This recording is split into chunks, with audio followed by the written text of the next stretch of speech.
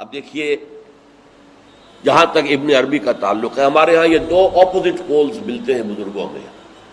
ایک انتہا پر ابن تیمیہ ہے رحمۃ اللہ علیہ، جن کے بارے میں نے آپ کو بتایا کہ انہوں نے اس طرح سمجھا ہے، اس طرح اترتا ہے اللہ جیسے میں یہ ممبر سے اتر رہا ہوں، یہ زیادتی ہے. لیکن بہرحال ایک فکر ہے، ایک سوچ ہے. قرآن اور حدیث کے بہت بڑے عالم تھے، بہت بڑے عالم، بہت بڑے عالم. دوسری انتہا پر ابن عربی ہے، جن کا فلسفہ میں نے آپ کو بتایا. تمام صوفیاء ابن عربی کو شیخ اکبر کہتے ہیں، الشیخ الاکبر، اور صرف الشیخ کہیں گے، دی شیخ، تو اس سے مراد ابن عربی ہوگا. اور ابن تیمیہ انہیں کہتے ہیں زندیق، ملحد. یہ دو انتہائیں ہیں. ہمارے ہاں جو عام طور پر اہل حدیث حضرات ہیں وہ ابن تیمیہ کے فالوورز ہیں ان عقائد میں. ان کے ہاں تصور کیا ہے؟ اللہ تعالی ہر جگہ اگر ہے تو صفاتی اعتبار سے، ذاتی اعتبار سے نہیں. وہ تو اپنی جگہ عرش پر ہے، ساتویں آسمان کے اوپر عرش ہے، عرش کے اوپر کرسی ہے، کرسی پر وہ ہے. اب اس میں ایک طرح کی تجسیم بھی آ گئی، محدودیت بھی آ گئی. اس کائنات میں تو اللہ ہے ہی نہیں، تو پھر اللہ محدود ہو گیا نا، وہ تو کسی خاص جگہ پر ہو گیا نا. ایک تصور یہ ہے. اور عام آدمی یہ بھی سمجھے تو ٹھیک ہے، اسے یہ معلوم رہے کہ اللہ ہی رازق ہے، اللہ ہی خالق ہے، اللہ ہی مصیبت سے نجات دلانے والا ہے، اللہ ہی مشکل کشا ہے، اللہ ہی حاجت روا ہے، اللہ ہی، یہ بس اسے معلوم ہو، توحید مکمل ہو گئی. لیکن فلسفہ کچھ اور شے ہے، فلسفہ کچھ اور سوالات پیدا کرتا ہے. جیسے میں نے کہا ہے صفات ذات حق، حق سے جدا یا عین ذات. اب یہ فلسفہ ہے. صفات باری تعالی اگر قدیم ہے صفات، تو یہ غصہ، یہ تو قدیم نہیں ہو سکتا. غصہ تو کسی کام پر آیا، خوشی تو کسی کام پر ہوئی، یہ قدیم کیسے ہوگا؟ تو عین یا غیر، لا عین ولا غیر. اور جس کی میں تعبیر کرتا ہوں کہ من وجہ عین ذات ومن وجہ آخر غیر ذات. اب اس سلسلے میں علامہ اقبال نے جو بات کہی ہے، جو پروفیسر یوسف سلیم چشتی مرحوم نے مجھے بتایا تھا کہ انتقال سے صرف 3 ماہ قبل یہ اشعار کہے. وحدت الوجود کے، پینتھیزم کے، دونوں کے شدید مخالف تھے علامہ اقبال شروع میں. اسی لیے وہ حافظ کو بھی بہت بڑا گمراہ کن شاعر سمجھتے تھے، اس لیے کہ وحدت الوجود کے عامیانہ انداز میں جو ہے وہ شاعری میں جب اس کو آ گیا ہے تو عوام کے زبان پر جب چڑھا ہے تو وہ اس کے ڈانڈے پینتھیزم سے مل گئے، عوام کے اندر اس کا تصور یہ ہو گیا. لیکن آخر میں انہیں بھی آنا پڑا ہے. تو اے ناداں دل آگاہ دریاب، اے نادان وہ دل تلاش کر جو آگاہ ہو، ہر چیز سے واقف ہو. لا موجود الا اللہ دریاب، لا موجود الا اللہ. وہ جو میں نے آپ سے عرض کیا تھا نا کہ لا الہ الا اللہ کے 3 لیولز ہیں. لا معبود الا اللہ، لا مطاع الا اللہ، لا حاکم الا اللہ، ان الحکم الا للہ، لا رازق الا اللہ، لا خالق الا اللہ. اور دوسرا لیول لا مطلوب الا اللہ، لا مقصود الا اللہ، لا محبوب الا اللہ. اور تیسرا لیول لا موجود الا اللہ. ہمارے ٹاپ کے فلسفی اور صوفیاء اس لا موجودہ الا اللہ پر پہنچے. اور 12ویں صدی کے مجدد اعظم شاہ ولی اللہ دہلوی رحمۃ اللہ علیہ، انہوں نے اس میں قول فیصل کہا کہ محی الدین ابن عربی کی وحدت الوجود اور شیخ احمد سرہندی کی وحدت الشہود میں باریک سا فرق ہے تعبیر کا، ورنہ وہ ایک ہی ہے. اور اس کو انہوں نے عنوان دیا توحید وجودی. ہندوستان میں ہمارے بڑے ٹاپ کے شاعروں میں سے تھے عبد القادر بیدل فارسی کے. اس وقت تک ابھی اردو کا وجود ہی نہیں تھا، وہ تھی نہیں ہندوستان میں اس وقت. تو شیخ عبد القادر بیدل جو ہیں وہ وحدت الوجود کے بہت بڑے قائد تھے.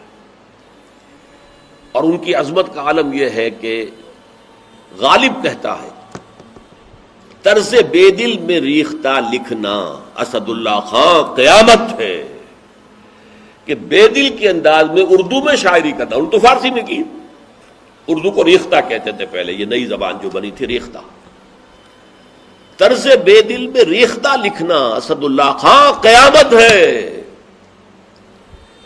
لیکن وہ اسد اللہ خان بھی یہ کہتے ہیں جارو بلا بیار کہ این شرک فی الوجود باگرد فرش سینہ بایواں برابر است۔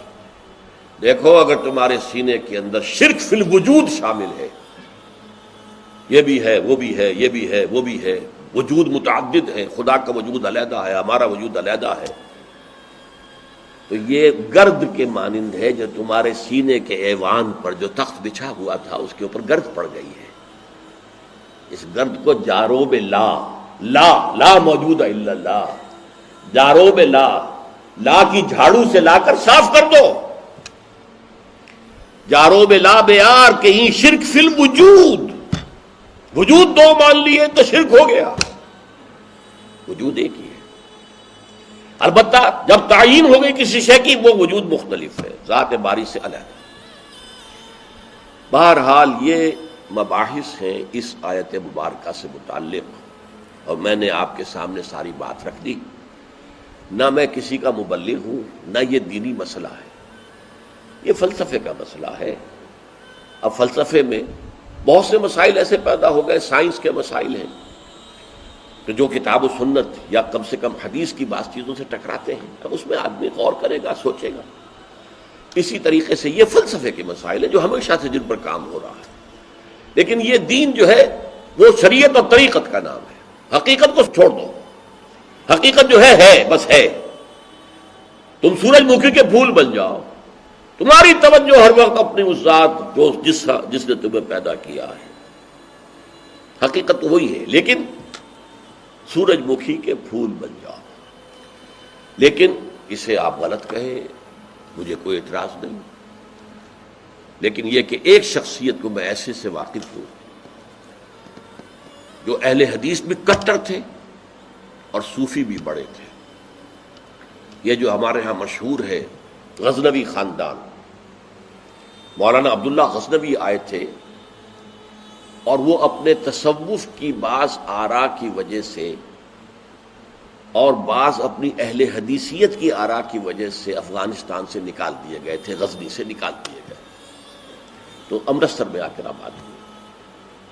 ان کی اولاد ہے یہ غزنوی خاندان، ان میں مولانا داؤد غزنوی رحمۃ اللہ علیہ سے میرا بڑا قرب رہا ہے۔ ان کے پھر بیٹے تھے ابو بکر غزنوی، وہ معروف ہے، کافی لوگ ان سے واقف ہوں گے۔ داؤد غزنوی رحمۃ اللہ علیہ یہ دو متضاد چیزوں کا مجموعہ تھے، تصوف بھی اور اہل حدیثیت بھی۔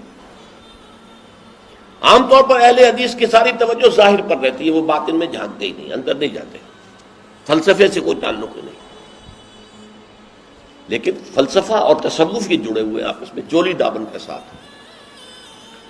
انہوں نے ایک دفعہ منٹگمری میں جو اب سائیوال کہلاتا آ کر تقریر کی، اہل حدیث مسجد تھی، میں بھی گیا ہوا تھا سننے کے لیے۔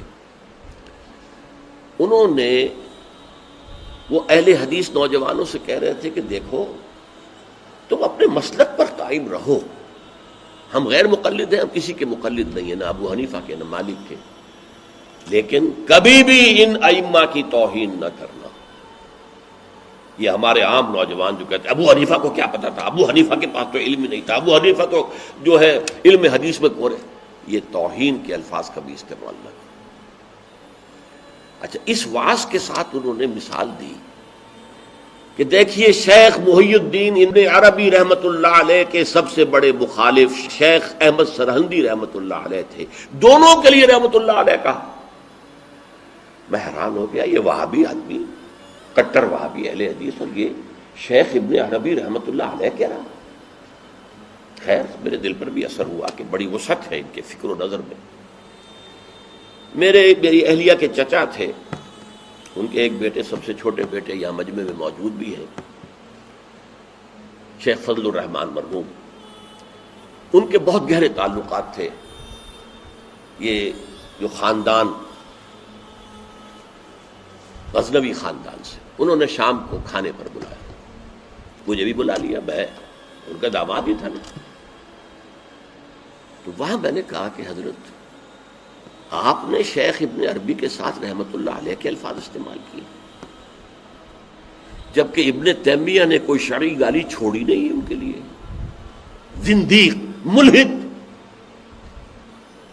اور آپ اہل حدیث ہیں, یہ کیسے ہوا؟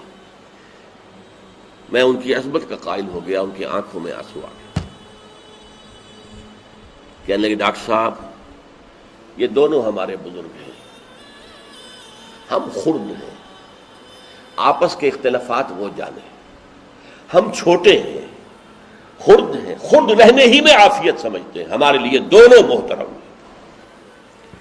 اور مسجد میں انہوں نے ایک مثال بیان کی تھی کہ شیخ احمد سرہندی رحمت اللہ علیہ نے شیخ ابن عربی کے بارے میں اپنے مکتوبات میں لکھا ہے ما ذل بردار خان ایشانم لیکن چکنم معاملہ صفات باری تعالی است, کہ ہم شیخ ابن عربی کے دسترخوان کے جھوٹے ٹکڑے کھانے والوں میں سے ہیں. کون کہہ رہا ہے؟ مجدد الفسانی کہہ رہا ہے. ما ذل بردار خان ایشانم, ان کے دسترخوان کے سوکھے جوڑے ہوئے جھوٹے ٹکڑے کھانے والوں میں سے ہم ہیں. لیکن چکنم, لیکن کیا کریں, معاملہ سے بات باری تعالیٰ, یہ باری تعالیٰ کی صفات کا معاملہ ہے, ہمیں اختلاف کرنا پڑ رہا ہے, اختلاف ہم کر رہے ہیں, لیکن ہم ان کے دسترخوان کے جھوٹے ٹکڑے کھانے والے. یہ کہہ رہے ہیں شیخ احمد سرہندی رحمت اللہ علیہ, جن کے بارے میں مشہور ہے کہ ابن عربی کا یا تو مخالف اول ابن تیمیہ رحمت اللہ علیہ, اور یا پھر مخالف دوم جس نے جوابی فلسفہ پیدا کیا وہ شیخ احمد سرہندی رحمت اللہ علیہ. تو یہ ہے کہ ان چیزوں کے بارے میں اپنے سینوں کو وسعت دیجیے. آپ ابن عربی کی بات کو چھوڑ دیجیے, پھینک دیجیے, لیکن توہین نہ کیجیے, اس کو خام خواہ کفر سے تعبیر نہ کیجیے. یہ چیزیں جو ہیں, اور پھر ہمارے سارے صوفیہ جو اس کے قائل ہیں, پھر ان سے بدزنی ہوئی.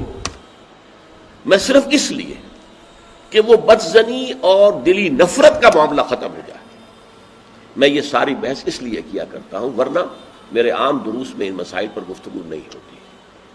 بڑے گہرے مسائل ہیں اور ان کا سمجھنا عام لوگوں کے لیے ممکن بھی نہیں ہے, بلکہ عام آدمی کے, یہ جس کو کہتے ہیں نا ہوشدار, ہوشدار کے رہ بردب تیغست قدم را, ہوشیار رہ جاؤ, یہ تم جو چل رہے ہو یہ تلوار کی دھار کی طرح کا راستہ ہے, کاٹ کے رکھ دے گا تمہیں. جیسے ہم کہتے ہیں پل صراط جو ہے وہ بال سے زیادہ باریک ہوگا اور تلوار کی دھار سے زیادہ تیز ہوگا, جس پر سے گزرنا ہے قیامت میں. یہ کہاوت ہے. هي الحلقات تحفظني بآيات من القرآن, هي الحلقات تملأني بحب المصطفى.